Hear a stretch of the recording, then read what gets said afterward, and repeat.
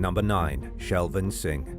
In 2022, an Australian father of two named Shelvin Singh crashed his BMW into 3 parked cars in Sydney while his terrified kids were in the back seat. Sadly, this wasn't a completely unavoidable accident. Singh told police he had only had 1 glass of wine that night, but he blew over 5 times the legal limit for driving during a breathalyzer test. In footage of his conversation with police officers, he could be heard saying he was one of them and that he had worked with police before. It was later revealed that Singh once had a contract to fix cop cars, but the job was over and that it definitely didn't make him a member of the police department. During the video, he could also be heard bragging about how he could get out of the drunk driving charges he was being arrested for. In his own words, he said, "I've gotten off before, I'll get off again." Singh apparently failed to realize how lucky he was that only one of the occupants of the cars he slammed into was injured in the process. It was also lucky that the injuries were minor, considering how much worse the situation could have been. This wasn't exactly his first rodeo either.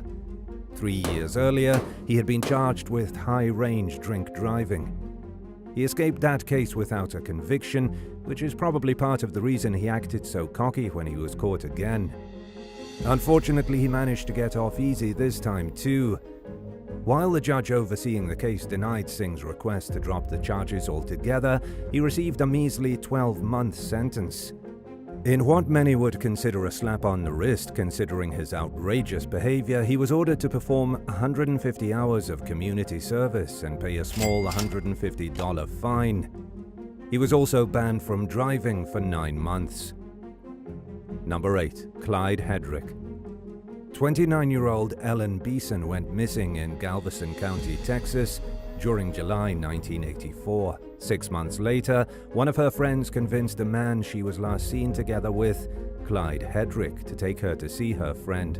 She was horrified after realizing that Beeson was dead and had been left along a remote dirt road under a pile of rotten garbage. Another 6 months after this, Beeson's friend told law enforcement where the missing woman's body was. Her reasons for waiting so long are unknown, but it's possible she was afraid of Clyde Hedrick. It's believed that he may have even threatened to hurt or kill her if she told anyone where the victim's body was. By then, Beeson's remains were already skeletal, and a medical examiner was unable to determine the cause and manner of death. Hedrick told investigators that Beeson drowned in a pond while they were skinny dipping one night, that he didn't notice until she was gone for good. He claimed that he didn't tell anyone of her death because he was worried police would accuse him of foul play. And he was right, of course. Many people suspected Hedrick of killing Beeson, especially considering his extensive criminal history. But in the absence of better evidence, he was only convicted of abusing a corpse in 1996 and spent just 1 year behind bars. In 2014, medical experts found new evidence with updated technology and reclassified Beeson's death as a homicide via drowning with a blunt force trauma to the head. At that point, her family had been fighting over 30 years for justice. Authorities charged Hedrick with murder, but in another disappointing setback, he was found guilty of the lesser charge of involuntary manslaughter.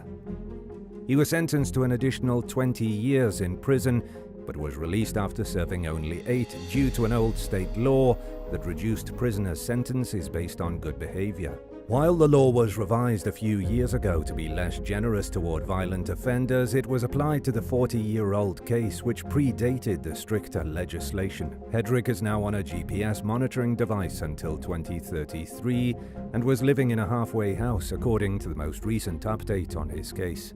His release represents a far cry from justice for Ellen Beeson, but to make matters worse, many people think Hedrick killed a handful of other women. Since the 1970s, at least 30 bodies belonging mainly to female victims have been found in a remote area not far from where Beeson was murdered. The dumping ground, nicknamed the Texas Killing Fields, served as a go-to spot for the region's sickest predators to dispose of their victims' bodies. Sadly, not all of the women discovered there have even been identified, and many of the cases remain cold to this day. Knowing Hedrick could have been responsible for some of those victims, society was outraged by his early release. He has insisted that he didn't kill anyone at all, but the court of public opinion won't be satisfied until his involvement, or lack thereof, is fully proven, one way or another. Number 7. Catherine Hoggle. Catherine Hoggle and her 2 children mysteriously vanished from Montgomery County, Maryland back in 2014. Authorities tracked Catherine down a few days later, but for some reason she didn't have her kids with her, and they haven't been seen since. Even after extensive searches failed to find any evidence, investigators concluded that Catherine must have done something horrible and charged her with 2 counts of first-degree murder. For the next 8 years, Hoggle's mental state sat at the center of the case, as prosecutors and defense attorneys argued over whether or not she was competent enough to stand trial. During that time, she was held in a secured psychiatric facility. Her lawyer, David Felsen, claimed his client was too delusional to participate in her defense. He described Hoggle as a profoundly ill, paranoid schizophrenic. The court repeatedly deemed the woman incompetent and unrestorable, despite prosecutors' allegations that she was exaggerating the severity of her mental issues and simply refusing to cooperate or face the consequences of what she did. They tried convincing the judge to reverse the decision and find Hoggle mentally fit, but it never actually happened. Under Maryland law, there's a 5-year statute of limitations on prosecuting defendants who are deemed mentally incompetent. When that deadline came, the judge overseeing the case dropped the murder charges instead of honoring the prosecution's request to charge her. Hoggle was instead sentenced indefinitely to a psychiatric hospital, which means that she could see freedom again someday if her mental health gets to the point where she's no longer considered a threat to society. Troy Turner, the children's father, was understandably frustrated by the ruling. In a statement to NBC Washington, he criticized the broken system that, in his words, gives a murderer more rights than their victims. Number 6. Alexandra Valenzuela. A young woman named Ciana Chichi Castro's life was cut short back in 2021 when she was fatally shot in the head at the home of her 20-year-old boyfriend, Alexandra Valenzuela, in Houston, Texas. The young man called 911 and initially told police that the shooting was a complete accident. But there were inconsistencies with his stories, according to multiple responding deputies, and Valenzuela soon stopped cooperating altogether. He was eventually charged with his lover's murder. Authorities never revealed much about what led up to the shooting. To add to the mystery already surrounding the case, Valenzuela took a generous plea deal that saw him convicted of aggravated assault on a family member, as well as serious bodily injury. He was sentenced to only 90 days at the Harris County Jail, something the victim's mother, Dulcie Rodriguez, was not expecting at all. She was so shocked by the light punishment that she struggled to hold back her emotions and was ordered to quiet down in the courtroom. Castro's father was escorted out of the room too, thanks to his reaction to Valenzuela's sentence. Without knowing much about the circumstances surrounding the shooting, it's hard to say with certainty that this was a case of injustice. At the same time, someone shot a gun and a young woman was killed. It's hard to imagine that resorting to gunfire was appropriate in the situation, especially since the defendant didn't assert any claims of self-defense. In addition to serving a short stint in jail, Valenzuela was sentenced to 6 years of supervision and ordered to attend a behavioral treatment program for 45 days. Number 5. Andrew Cashu. By the time he reached adulthood, Andrew Cashu was already a full-fledged gangster. In 2015, he fatally shot a 41-year-old man named Louis Amela during a robbery outside a California restaurant. Amela had no chance of escaping since 2 of Cashu's associates pinned him to the ground, but he fought for his life until the young man fired 2 life-ending bullets into his back. Cashu was sentenced to 50 years in prison for the murder. Because of his age, he would start out his term at a young offenders facility. The plan was to transfer him to an adult prison when he turned 25, after holding a hearing to determine if he should stay in custody. But when that day came, Los Angeles County Deputy District Attorney Alyssa Blair declined to present any evidence to support Cashu's continued incarceration. So he walked free in late 2021, after serving only 6 years for killing a man.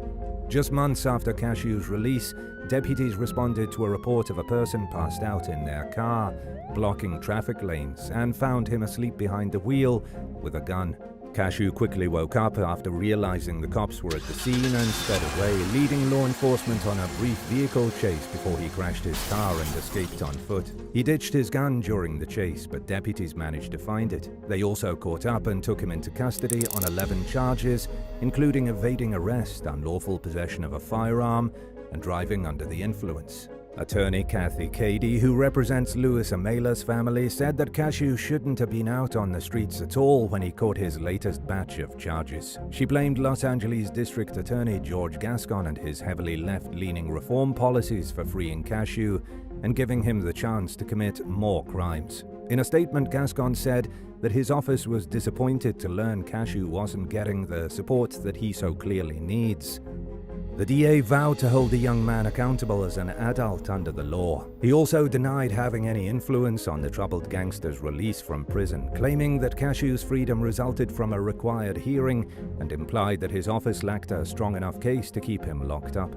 Cady later told Fox News that Gascon's statement was riddled with falsehoods and said the district attorney was badly mistaken or being misled or ignorant. She described his claims as entirely ridiculous. Number 4. Zoe Ran. A new mom named Caitlin Hunt was walking in downtown Woodstock, Georgia, with her daughter and family friend Kathy Deming one afternoon back in 2017, when a Jeep suddenly plowed into the group, killing all 3 victims. The trio had traveled to the area from Florida in order to escape the life-threatening effects of Hurricane Irma, only to have their lives ripped away from them despite their efforts. The driver, Zoe Ran, wasn't drunk or speeding at the time of the crash, leading investigators to suspect that she was simply distracted by something. She denied the allegation and claimed she had her eyes on the road the entire time, but didn't see the pedestrians, who were reportedly wearing dark clothes after sunset and walking in an area without a crosswalk. Ran was charged with 8 misdemeanors in connection to the case. She maintained that she wasn't distracted while driving, but ultimately pleaded guilty to several misdemeanors so she could avoid a trial. The judge overseeing the case offered some leniency to Ran since she was young, sparing her from jail time and sentencing her to just 3 years of probation. She was also ordered to perform some community service, lost her license for at least a year, and was fined $4,000. While handing down the punishment, the judge encouraged her to do at least some of her community service for a foundation dedicated against distracted driving, and he agreed to reduce her fine if she donated to non-profits for the cause. Ran apologized at her sentencing hearing, but the victims' loved ones felt that she was insincere and showed a lack of remorse for her actions. One family member even said that a phone call from the young woman would have changed everything, while another relative acknowledged that her attorney probably advised her not to reach out, but said that the seemingly lenient consequences were an insult against accountability. Number 3. Isaac Turnbull. 24-year-old pizzeria worker and soon-to-be father Declan Lyons was stirring a large pot of sauce outside his workplace in Montpelier, Vermont in 2002 when someone fatally shot him in the head. Investigators failed to identify a suspect until a month later when Lyons' co-worker, 19-year-old Isaac Turnbull, confessed to the murder in front of multiple people during a house party. One of the partygoers then told Turnbull's mother, and she called the police on her son. During questioning, the young man denied any involvement in the shooting and just referred to Lyons as a really good buddy. People who knew the suspect and victim also described them as close friends, and both men were extremely well liked by all of their peers, making it difficult for authorities to pin a murder charge on Turnbull. Prosecutors also lacked a possible motive for the crime, but they ultimately decided to try the case anyway. Turnbull received mental treatment throughout the case, and his lawyer argued that his client only confessed to the shooting during the party because he wasn't in his right mind. Prosecutors tried to sway the jury by revealing the lies they caught Turnbull in, the conflicting stories he gave, and other inconsistencies that pointed toward a guilty verdict. The jury wasn't convinced, though, and acquitted Turnbull in 2004, so he walked free. Just 1 month later, he was taken back into custody after a 7-hour standoff with police. His mother called 911 during the early morning one day to report that her son was on a rampage, but it's unclear what led to the incident.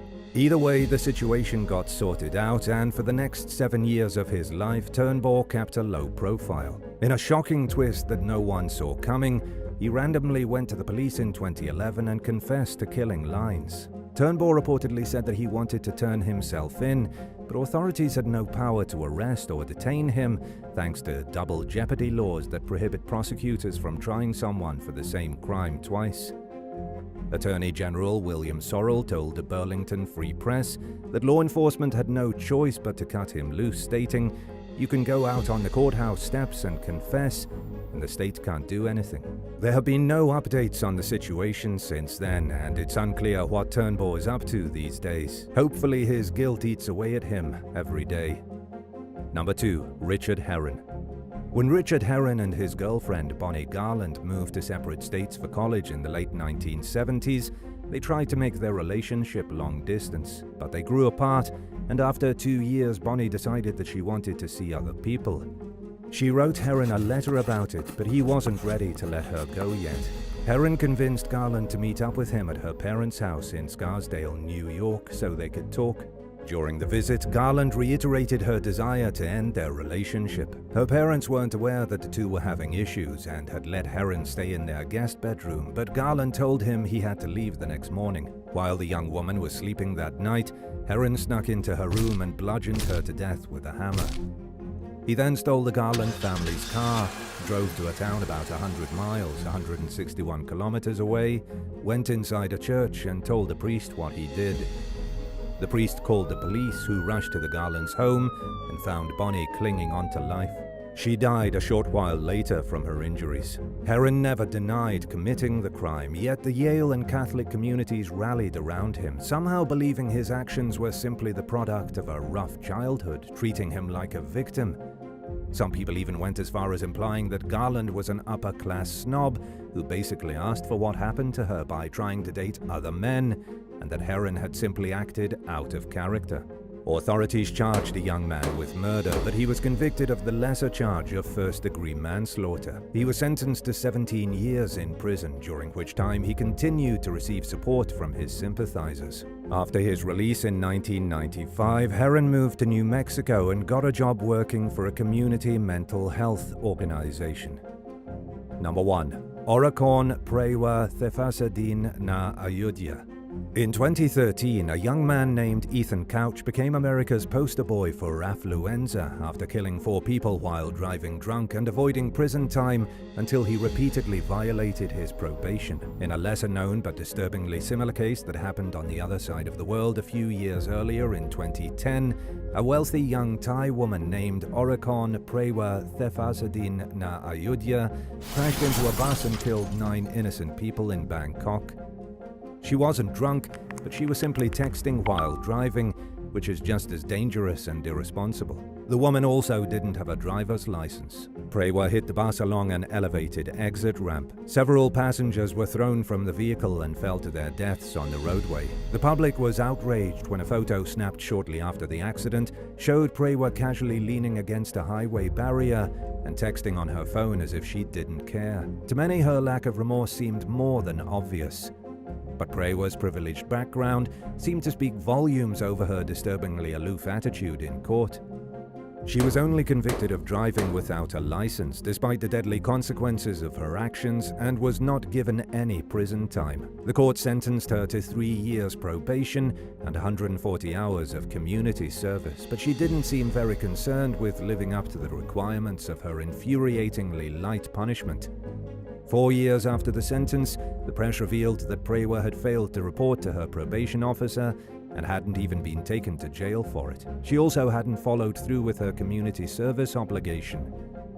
Prea claimed that she misunderstood the terms of the sentence and was given a second chance to fulfill the requirements, again without having to serve time behind bars. Nobody claims that the young woman didn't mean to hurt or kill anyone, but she never apologized or even slightly acknowledged her actions or the avoidable suffering and loss she caused. As of 2016, Prea had also allegedly not handed over any of the money she was ordered to pay to survivors of the accident and victims' families.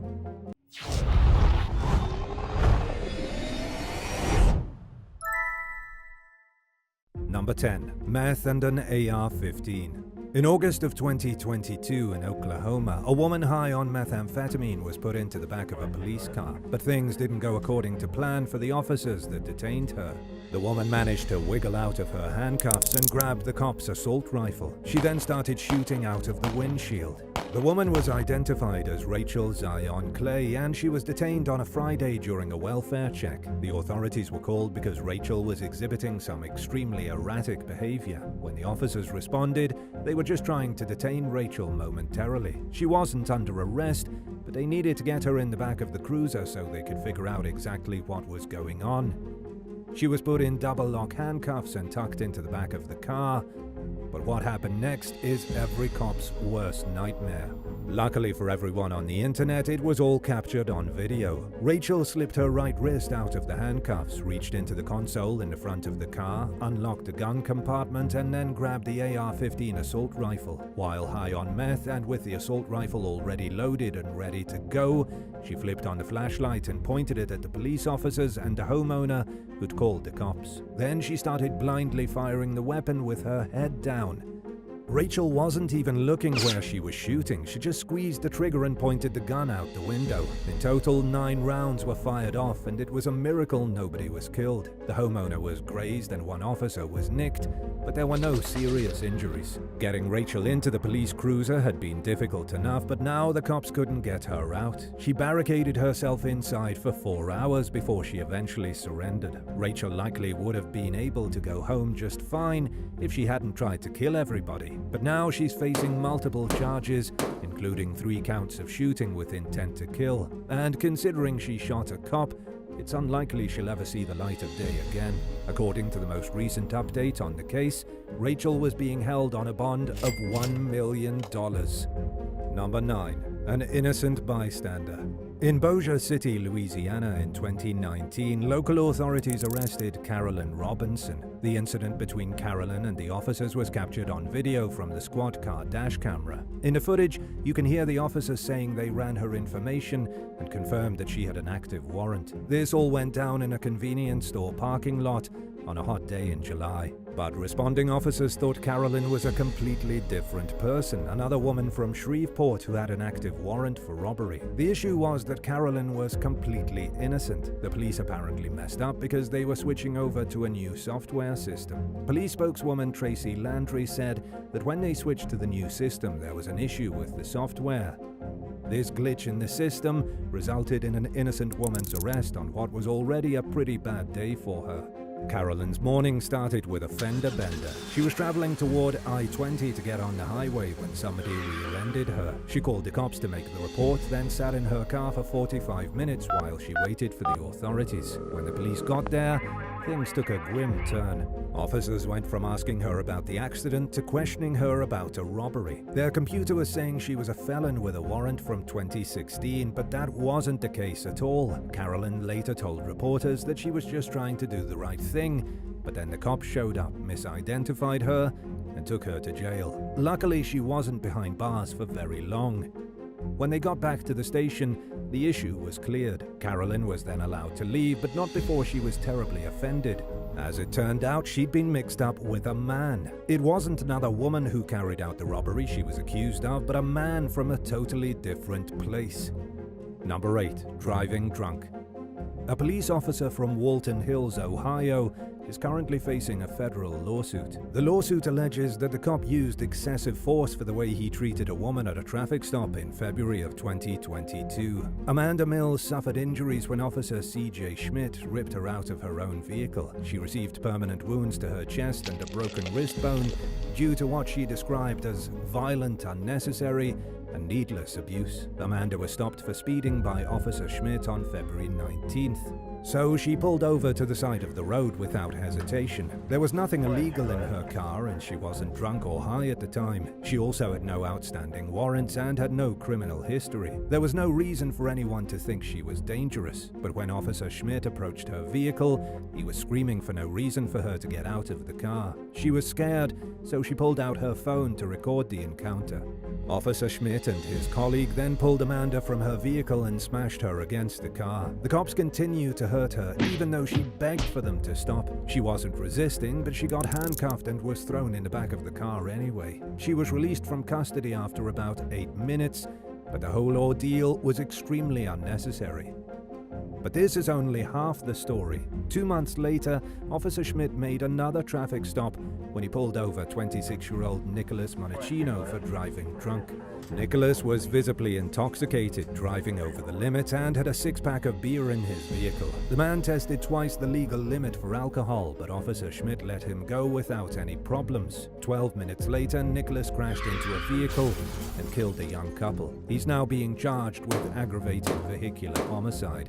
But if it was the same officer in both stories, why did these two traffic stops turn out so differently? That's something that will likely be brought up in the lawsuit. What we know based on video evidence is that Officer Schmidt knew Nicholas personally. During their brief exchange, they talked about their families and the upcoming holidays. But if Nicholas had been arrested for drunk driving, two innocent bystanders would still be alive today. Number 7. The Stalker Cop. A police officer from Seabright, New Jersey, has gotten into some big trouble for stalking his ex-girlfriend. Monmouth County Prosecutor Raymond S. Santiago says the officer allegedly stalked, made threats, and cyber-harassed his ex. 46-year-old Eric A. Bennett is currently facing a whole slew of charges, including criminal mischief, cyber-harassment, stalking, official misconduct, and hindering apprehension.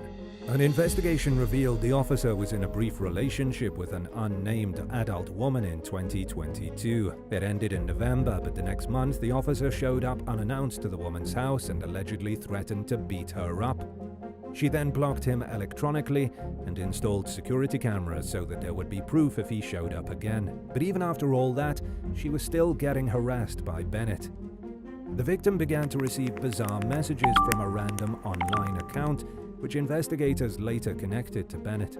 The weekend after he showed up at her residence invited, all her tires were slashed. Then that weekend, she was tormented. The flagpole was ripped off the front of her house, her car was keyed, and someone stole her security cameras. This was all scary enough, but it gets even worse. During the investigation, it was revealed that Officer Bennett used the law enforcement database on over 30 occasions to stalk this woman. He accessed personal information about her and used the database to look up people she was familiar with. Thankfully for the victim, though, the Seabright Police Department took the allegations very seriously. The officer has already been suspended without pay and is currently dealing with the matter in court.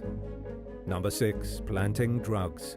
A former Florida cop was sentenced to 12.5 years in prison for planting drugs on innocent drivers during at least 3 different traffic stops. Zachary Wester was convicted in May of 2021 on 19 charges. The drug planting happened when he worked for the Jackson County Sheriff's Office between 2016 and 2018. He wound up getting fired in the middle of the investigation, and 119 cases he was involved in were dropped. That means even if the majority of those cases were legitimate, they're now being thrown out because Zachary can't be trusted.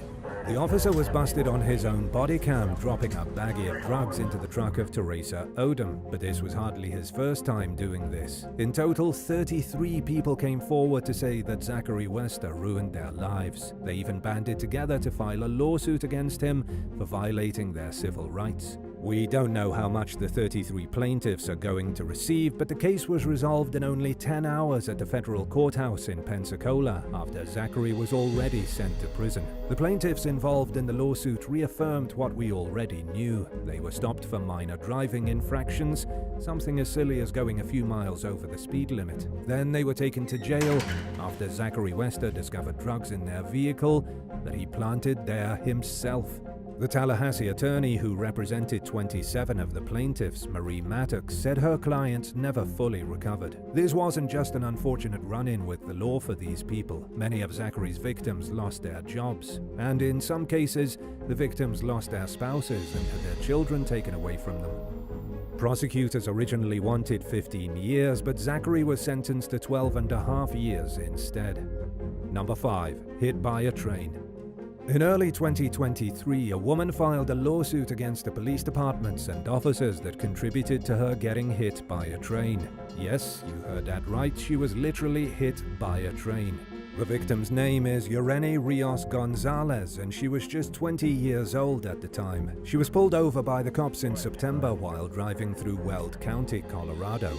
As coincidence would have it, she was pulled over right before a set of train tracks. Yoreni drove over the tracks and then pulled over, but Platteville Police Sergeant Pablo Vasquez stopped his vehicle right on the train tracks. What followed was captured on the video's body cams and on the dash cams of their squad cars. Attorney Jonathan Stein, who's working for the victim, told CBS News Colorado that this case is one of the most egregious examples of law enforcement abuse he's ever seen. He then went on to label the officer's behavior as inexcusable neglect. Yoreni was handcuffed and placed in the back of the police cruiser that was parked on the train tracks. But then a train came. The locomotive smashed into the patrol car, which caused it to fly through the air before landing a half mile, 0.8 kilometers away. By some miracle, Yoreni wasn't killed, but she was injured and hospitalized for weeks. She received a broken arm, broken ribs, and several other injuries as a result of the accident. The lawsuit documents provided photographs showing the plainly visible railroad crossing sign. There was also an image of a blue emergency notification sign with a phone number listed for the Union Pacific Railroad. This is supposed to be used by police to notify incoming trains of activity on or around the tracks. But the officers ignored the sign, parked on a railroad track, and then stood by as Yoreni was sandwiched by an oncoming train. It was a good thing the train conductor saw what was coming, though. The driver blew the horn at 7:53 p.m. and then hit the brakes. Just 20 seconds later, the train hit the patrol car at 47 miles per hour, 76 kilometers per hour. That may not seem very fast, but the train weighed 11,153 tons, 10,117,831.4 kilograms. The police cruiser only weighed around 2.5 tons, 2,268 kilograms. Yoreni's lawyer says damages have already exceeded $400,000 and that the total damages will likely be around $5 million. Number 4. Who killed Maria James? In 2017, Melbourne police admitted to using an incorrect DNA sample to rule out a priest with a history of abusing children in the brutal slaying of Maria James. Maria James was stabbed 68 times in her home in 1980. We still don't know who was responsible, but someone murdered Maria with extreme prejudice at her home bookstore in Thornbury, Australia. At the time, police described it as a bizarre and frenzied killing. A handful of key suspects have been named over the years, but nobody was ever pinned with the murder. But only recently have we learned that it wasn't just a case of a crafty killer, it may have been a case of incompetent police work. An inquest has been told that 14 years of potential progress was wiped out by a single bungle involving DNA. Additionally, the police made serious errors in the storage and examination of evidence, which may have hindered Maria's killer being brought to justice. The police have been accused of 5 major errors during their investigation. The biggest was the mistake they made with the blood-stained pillow that was allegedly taken from Maria's home. The police thought the bloody pillow was from Maria's house, but it wasn't. It was from a completely unrelated case. Nonetheless, the police used DNA from the pillow to rule out potential suspects, including Father Bongiorno. The priest died in 2002, and in 2013 it was revealed that he'd abused Maria's son Adam when he was only 11 years old. Adam happens to have cerebral palsy and Tourette syndrome and was a victim of the priest in the weeks before Maria was killed. The leading theory right now is that Maria found out about the abuse and was threatening to go to the police, and in order to cover his tracks, the priest then murdered Maria to keep her silent. The cops may have pinned the crime on him if it wasn't for the wrong bloody pillow ruling him out as a suspect. Although the family has petitioned to have the investigation reopened, there still isn't any definitive evidence for who killed Maria James in 1980. Number 3. The creepy captain. A creepy police captain in New York City is the recent target of a lawsuit. The lawsuit was filed by a female NYPD detective who says she endured relentless advances for 18 months. For almost 2 years, her boss, creepy Captain Brian Flynn, allegedly sent her unsolicited pictures of his private parts. He also made some extremely disgusting offers, such as offering to exchange favors for a pair of her underpants. But this is just one example out of many. Detective Michelle Almanzar says Brian Flynn sent her over 45 explicit photographs and messages, then retaliated when she refused his advances. We can't even get into great detail because some of the photographs he sent the detective are beyond disturbing, even too disturbing for the internet. Some of the pictures were taken in his own office, while other cops worked just outside his door. Brian didn't take rejection well. When Michelle refused his advances, he got angry. She told him to stop, but in response, the captain made her stay late and rewrite her reports. He denied her time off and went out of his way to bully her. This is all according to Michelle and her lawsuit. Michelle says it got to the point where she'd allow him to send pictures because when she asked him not to, he took out his frustration on her and her team. The campaign of terror started right after Detective Michelle Almanzar was transferred to his precinct in the Bronx in 2021. Michelle has been on the force for 9 years, yet she developed more severe anxiety from her boss than from being a cop in New York City. The final straw was in November 2022 when he denied her a day off. She couldn't take it and officially reported him, which resulted in him getting transferred. But Brian Flynn showed up the next day at 4 a.m. to harass Michelle anyway. Brian has since been placed on modified duty, allegedly for unrelated reasons. According to Michelle's lawsuit, the department has done nothing to assure that he won't harass other female employees. He doesn't even appear to have been punished for his alleged abuse of power. Number 2. Doxing on TikTok. A Dallas cop took privacy breaches to a whole new level on March 2nd, 2021. The cop is currently being sued for streaming a traffic stop on TikTok, resulting in the driver being doxed to all those watching online. Doxing is when you reveal someone's identity to the public, which is something you aren't supposed to do on most social media platforms. But Officer Francisco Castillo did exactly that when he live-streamed himself performing a traffic stop. Officer Castillo pulled over the unsuspecting driver for no apparent reason other than to entertain a few dozen people on the web. He pulled over Torrey Osby, showing his driver's license to everyone online without his knowledge or consent. One of the people who happened to be watching was able to use the information on Torrey's driver's license to get into contact with him, informing him what happened. Torrey had no idea his license number, home address, and place of birth were all free information on TikTok after the incident. The Good Samaritan informed Torrey of what happened, and this led to the current privacy violation lawsuit. It's been filed against Officer Castillo and the Dallas County Sheriff's Office. According to a report by NBC5, there were only 109 people watching the live stream. It also wasn't the first time the deputy live-streamed himself on the app while on duty. But since all this has come to light, the stream has been removed from TikTok. However, we don't know if they were taken down by the app or by the officer himself. The civil rights attorney representing the victim, James Roberts, had some pretty harsh words for the officer. He claims Officer Castillo didn't pull Torrey over for any kind of traffic violation. The attorney says the traffic stop was just because Officer Castillo wanted to get followers, views, and likes. Number 1. Meth or donut crumbs. A man in Florida was awarded $37,500 for a silly mistake involving meth and donuts. One day in December of 2015, 64-year-old Daniel Rushing had just dropped off his friend for chemotherapy. He was also driving home an older woman from his church who worked nearby at the 7-Eleven to save her the 2-mile, 3.2-kilometer walk. After Daniel dropped off the woman at her job, the cops pulled him over. The officer responsible for the traffic stop said Daniel was driving 42 miles an hour, 68 kilometers an hour, in a 30 zone. She also claimed Daniel failed to make a complete stop before he entered the road. Daniel complied with the cop's request and handed over his license. Upon inspection, Officer Shelby Riggs Hopkins immediately noticed the man's concealed carry permit. When asked, Daniel confirmed that he did indeed have a pistol. Then, for her own safety, the officer asked if Daniel could step out of his vehicle. But afterward, things quickly got out of hand.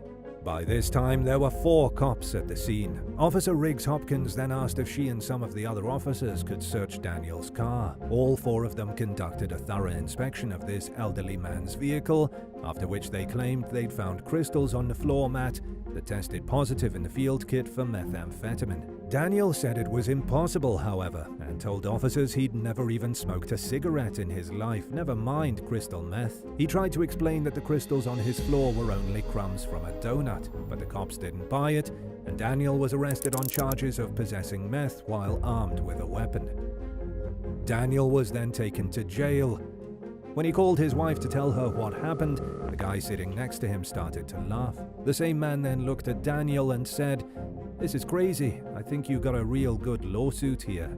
Sure enough, he was right. When Daniel's vehicle was sent to the Florida Department of Law Enforcement for additional testing, they confirmed that the white crystal substance on the floor wasn't meth. The field kit resulted in a false negative. Daniel didn't have meth, he just liked donuts. He did end up filing a lawsuit though, and rightfully so, as he was awarded $37,500 for his trouble. Would you rather get stuck dealing with a mean cop or an incompetent cop? Let us know in the comments down below. And if you enjoyed today's video, be sure to subscribe to the channel. Thanks for watching, and we'll see you next time. Bye guys!